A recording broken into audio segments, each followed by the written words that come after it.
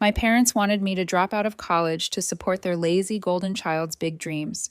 When I refused, they came off financially, so I moved out and went no contact. Hi everyone, before we dive in, a quick favor. If you enjoy content like this, please hit the subscribe button.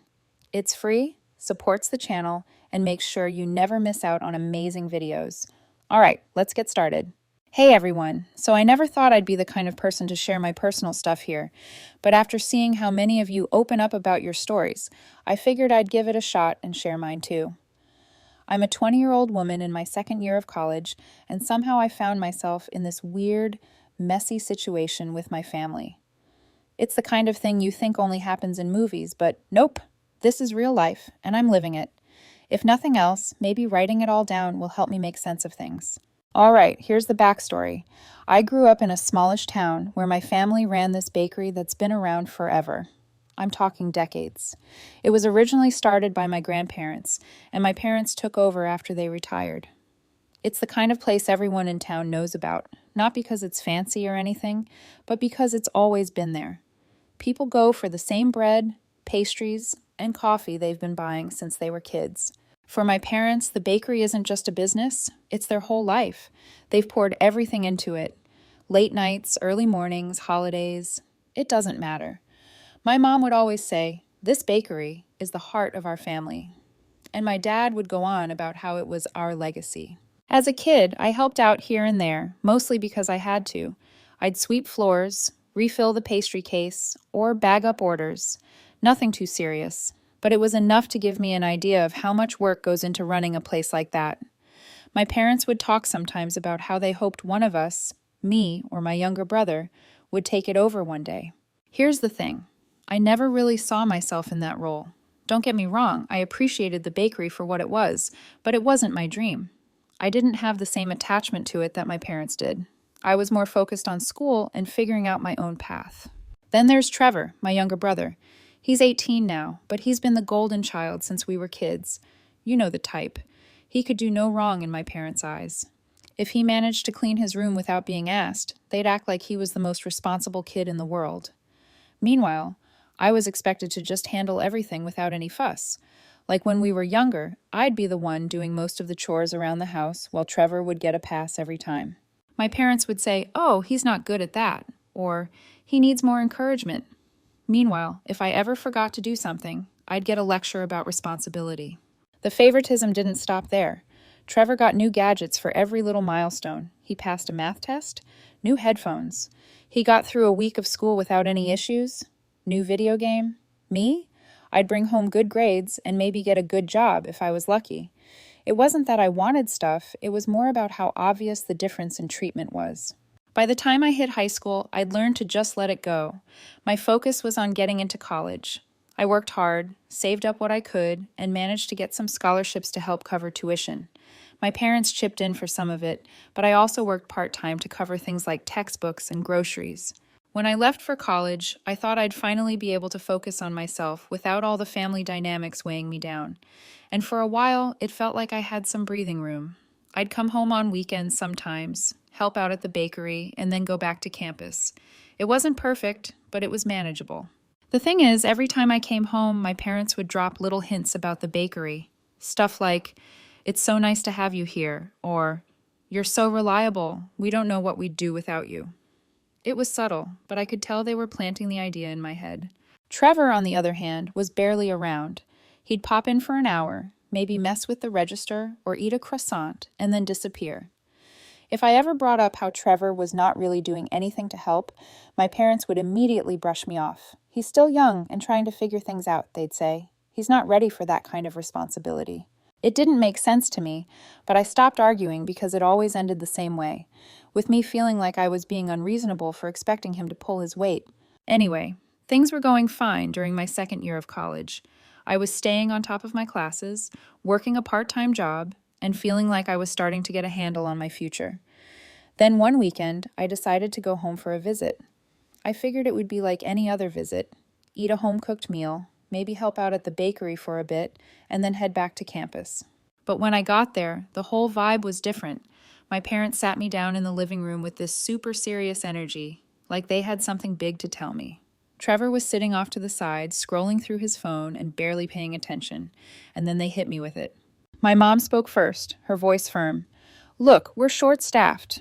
Your father and I can't handle it alone, and we've decided it's time for you to step up and take your place in the family business. We want you to drop out of college. The bakery needs you. I froze for a second, trying to figure out if I'd heard her right. My dad leaned forward like he was doubling down before I even had a chance to respond. Trevor's not ready yet. He's still figuring things out. But you're reliable, responsible. You've always been the one we could count on. I didn't know what to say at first. I wasn't sure if they were expecting me to smile and say, sure, I'll just throw away everything I've been working for, or if they actually thought this was a reasonable request. Either way, I needed a second to let it sink in. Finally, I managed to ask, you want me to what? Drop out of college? My mom nodded like it was the most logical thing in the world. We need someone we can trust at the bakery full-time. We can't keep running it on our own, and hiring help isn't an option right now. You could go back to school later, maybe in a few years when things are more stable. I looked at Trevor, who was sitting there with his headphones half on, scrolling through his phone. He hadn't even looked up. And what about him? I asked, trying to keep my voice steady. Why can't he help? My dad jumped in before my mom could answer. Trevor will help eventually, but he's still young. He hasn't figured out yet what he wants to do. I couldn't believe what I was hearing. He's only 2 years younger than me, I pointed out. Why does he get time to figure things out, but I don't? Why do I have to give up everything while he just hangs out? Trevor finally looked up, smirking like this whole thing was some kind of joke. I'm not really cut out for the bakery life, he said casually. I've got bigger plans. I turned back to my parents, waiting for them to say something, anything that made sense. Instead, my mom gave me this look like she was disappointed I wasn't immediately on board. You know how much the bakery means to this family, she said. We've sacrificed so much to keep it running and provide for you. It's time for you to give back. Give back? I repeated, my voice rising a little. I've been working hard to build a future for myself. I've been paying for part of my own tuition, working part-time, keeping my grades up, and now you want me to just throw it all away because Trevor isn't ready? How is that fair? My dad's face darkened. This isn't about fairness, he said sharply. It's about family. The bakery is our legacy. Without it, we have nothing. I felt my stomach twist. Then hire someone, I said, trying to keep calm. You don't need me to do this. There are plenty of people who'd love a job. My mom shook her head.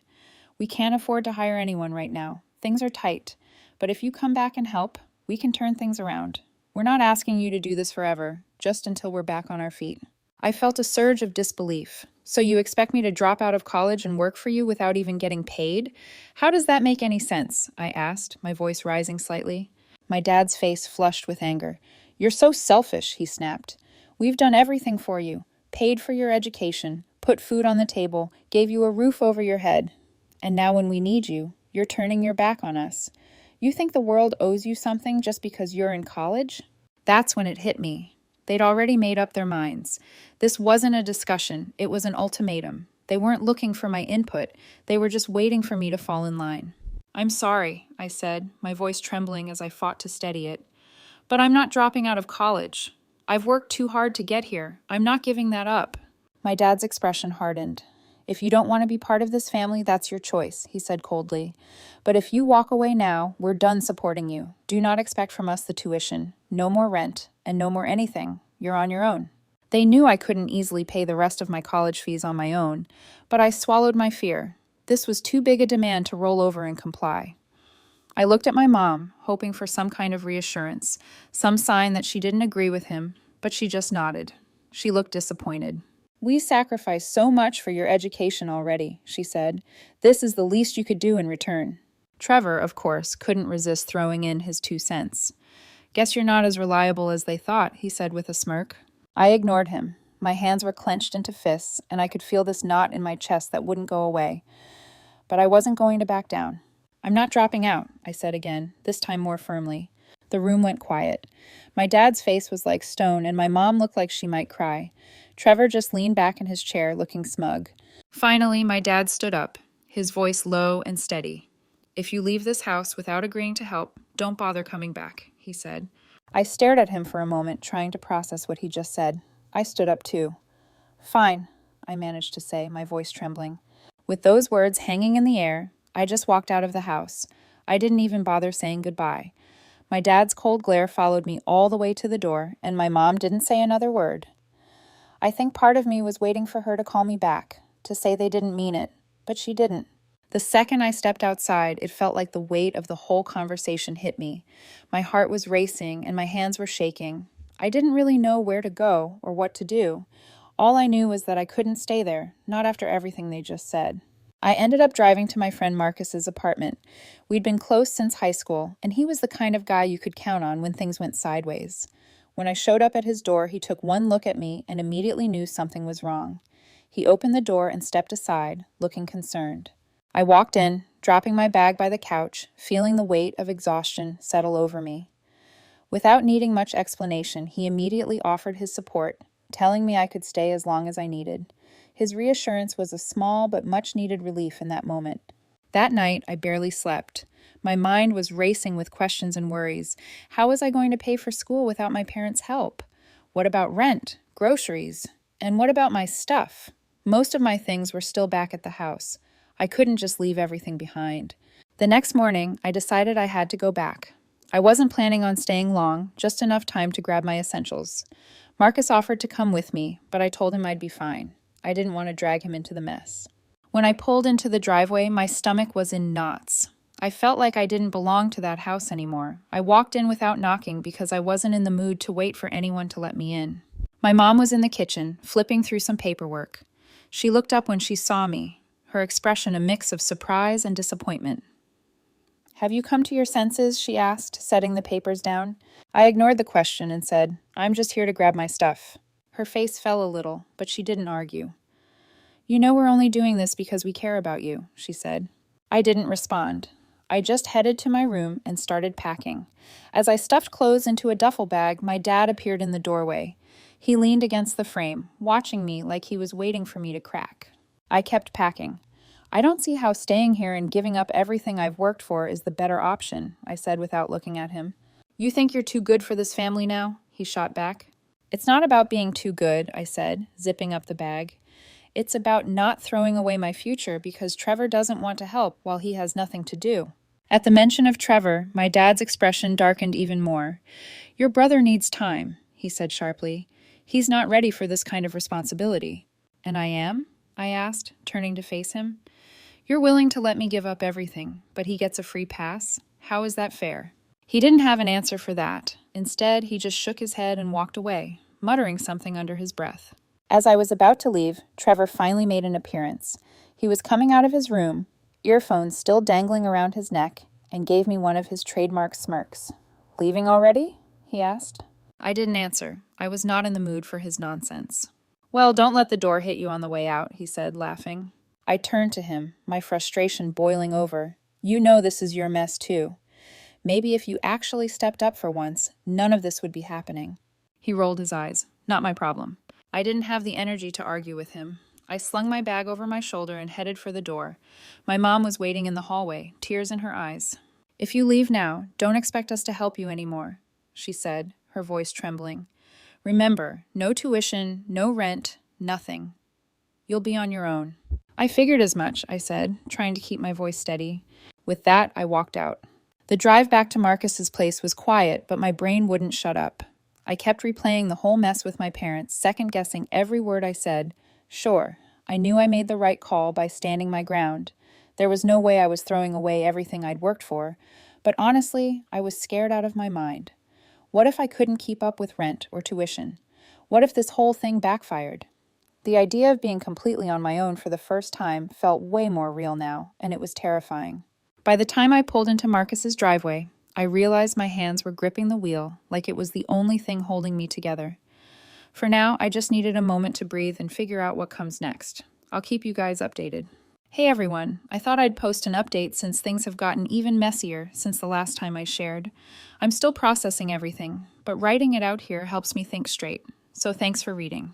After leaving my parents' house with everything I could grab, I crashed at Marcus's place for the night. I didn't have a solid plan yet, but I knew one thing for sure. I wasn't going back. No way was I giving up my future to clean up their mess. Well, the next day, my parents wasted no time making good on their threats. When I woke up, I realized my phone line had been cut off. I couldn't call or text anyone until I got a prepaid plan set up. On top of that, my rent payment bounced because my mom had apparently canceled the auto pay. They'd been handling it. It was like they wanted to remind me at every turn that I was on my own now. It felt petty and calculated, like they were trying to make me second guess my decision. I won't lie, it worked for a second. There was a moment where I thought, maybe it's easier to just go back and do what they want. But then I remembered the way my dad looked at me, like I'd failed him, and the way Trevor smirked as if he knew I'd eventually cave and save the day. That snapped me out of it. I scrambled to figure things out. First, I went to a nearby store and got a cheap prepaid phone plan. It wasn't great, but at least I had a way to communicate again. Then I started going through all my bank accounts and other bills to make sure my parents couldn't mess with anything else. I didn't realize how much they had access to until I started digging. It was overwhelming, but I couldn't afford to miss anything. By the end of the day, I had managed to untangle most of it. Rent, utilities, my car payment, all of it was now in my control. It felt like I was cleaning up after a storm, but at least I was making progress. The bigger issue for me at that time was money. My part-time job at the diner barely covered groceries and textbooks before all this happened. Now I had to figure out how to stretch that income to cover rent, utilities, and everything else. I talked to my manager and asked if I could pick up more shifts. He was hesitant at first since the schedule was already tight, but he eventually gave me a few extra hours. It wasn't much, but it was a start. Next, I went to the financial aid office at school. Explaining my situation to them was tough. I hated feeling like I was begging for help, but they were surprisingly understanding. The advisor I spoke to helped me apply for an emergency scholarship and a small personal loan. It wouldn't cover everything, but it eased some of the pressure. Meanwhile, my parents started blowing up my social media since they couldn't reach me by phone anymore. They sent me a barrage of messages through Facebook and Instagram. My dad's messages were short and to the point. "You're being selfish. Come back and fix this mess." My mom's were all about family and how I was tearing them apart. And then there was Trevor. He only sent one message, but it was enough to make my blood boil. "You're so stupid for not taking the easy path. You're just making your life harder for no reason." Easy path. This guy had the nerve to call it easy when he hadn't done a single thing to help the bakery. He had no idea what it was like to juggle school, work, and now all these unexpected bills. He was sitting at home doing nothing while I was out here trying to keep my head above water. To make things worse, my parents started spreading their version of events to the extended family. I found out through an aunt that my dad had been telling people I'd abandoned the bakery and left them in a tough spot. He painted me as this ungrateful kid who didn't care about the family or our legacy. My aunts and uncles on my dad's side completely bought into my parents' version of the story. They started messaging me, saying things like I needed to step up and do the right thing for the family. It was frustrating, but not surprising considering how close they are to my parents. A few cousins, though, were more skeptical and reached out to hear my side of things. I told them the truth. My parents wanted me to throw away my future so I could bail out Trevor, who wasn't even willing to lift a finger to help with the shop. Some of them believed me and said they understood, but others still seemed to think I was the selfish one, which stung more than I expected. It was exhausting.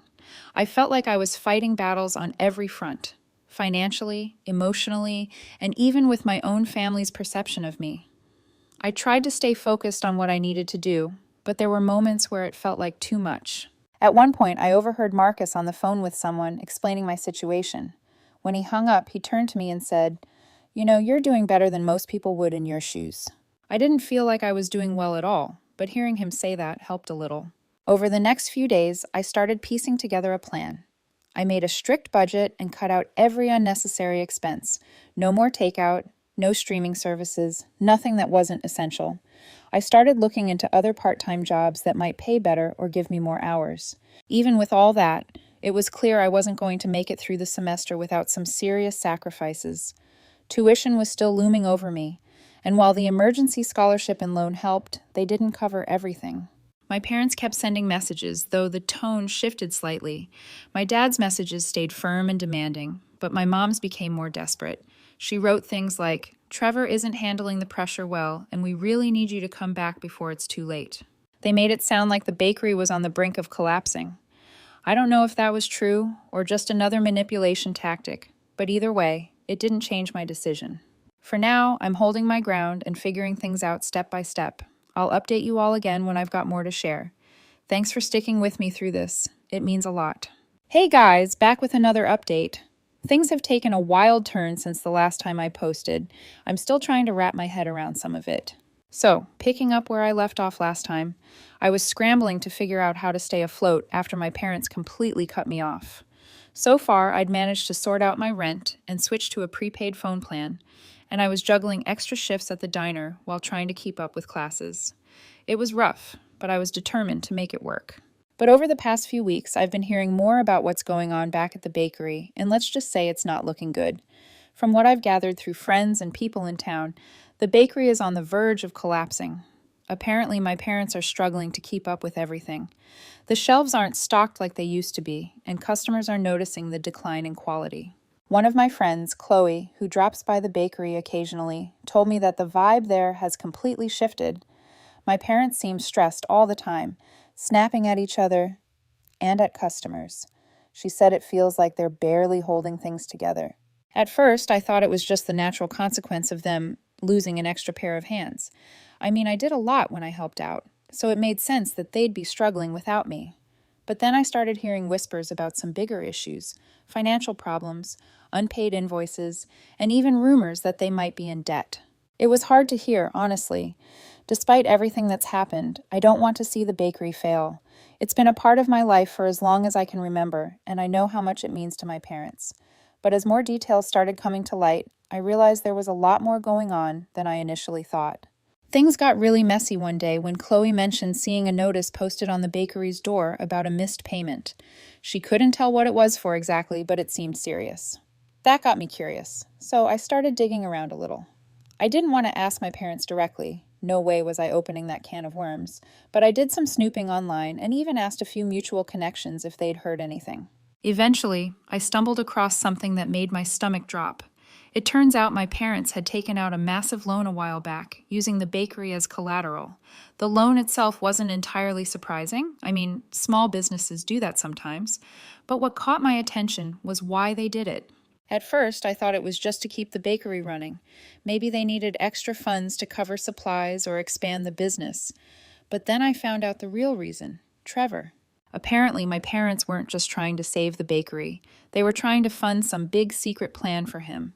From what I can piece together, Trevor had convinced them he had these big plans and a brilliant business idea. He wanted to start his own high-end gaming cafe. I don't even know how they listened to him. He had no real experience or qualifications to back it up.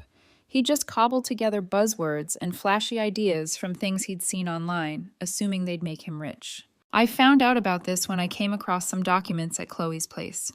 Long story short, she has a friend who used to work with my parents, and they shared some old paperwork that got left behind. One of the documents was a loan application that mentioned Trevor's name and outlined his vision for a new business. It gets worse. The loan wasn't just tied to the bakery. They had also mortgaged part of their home to secure the funds. They were banking everything on Trevor's so-called big plans. I couldn't believe it. They were willing to risk their entire livelihood to support his dream, even though he'd never shown any real responsibility or commitment to anything. Looking back, it all started to make sense. The pressure they were putting on me to quit school and help at the bakery wasn't just about preserving the family business. It was about covering for Trevor's failure. They needed me to step in and keep the bakery running while they funneled money and resources into his project. I don't know why they didn't just tell me up front. Maybe they were embarrassed, or maybe they thought I'd refuse outright if I knew the truth. Either way, it felt like another betrayal. They were willing to throw my future under the bus to prop up Trevor, and they didn't even have the decency to be honest about it. The more I thought about it, the angrier I got. I'd been busting my ass to make ends meet, all while they'd been bending over backward to support Trevor's pipe dream. And where's Trevor in all this? Nowhere to be found. From what I've heard, he's barely involved in the bakery anymore, and his big plans haven't gone anywhere. It's infuriating, but it also solidifies something I've been feeling for a while now. I made the right decision by walking away. If I had stayed, I would have been nothing more than a band-aid for a problem I didn't create. That said, it's not easy knowing the bakery is in such bad shape. Like I mentioned earlier, it's been a huge part of my life, and I know how much blood, sweat, and tears my parents put into it over the years. But at the same time, I can't help but feel like this is a mess they created by putting all their eggs in Trevor's basket. For now, I'm focusing on keeping myself afloat.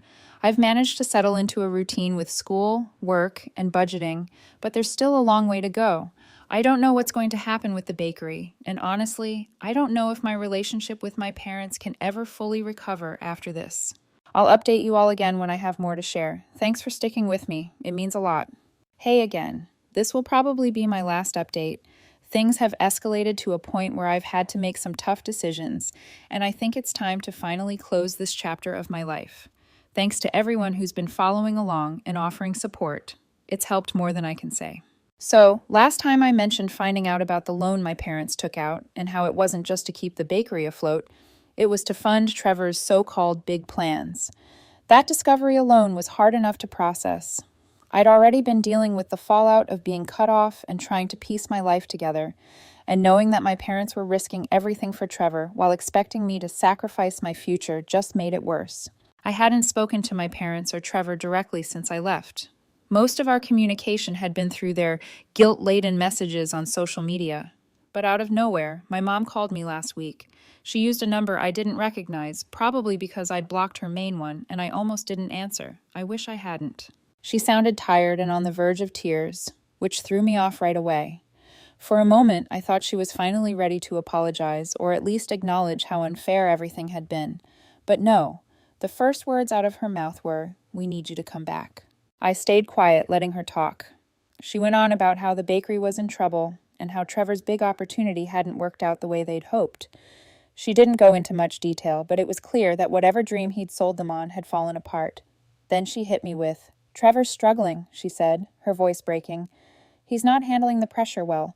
Your father and I are doing everything we can, but we can't do this without you." I couldn't believe what I was hearing. Even after everything, they were still prioritizing Trevor's needs over mine. They weren't calling to check on me or make amends. They just wanted me to come back and clean up their mess. "Why would I do that?" I asked, trying to keep my voice steady.